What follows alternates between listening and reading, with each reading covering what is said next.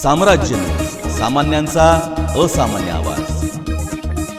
सोलापूर शहर उत्तरमध्ये home to home काँग्रेसच्या प्रचारास सुरुवात।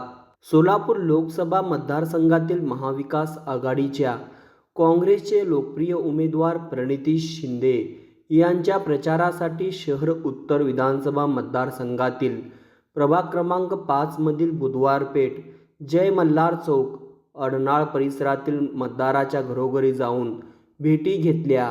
होम टू होम प्रचार करताना प्रणिती शिंदेच्या कार्याची माहिती देऊन त्यांना प्रचंड बहुमताने विजय करण्याचे आवाहन केले।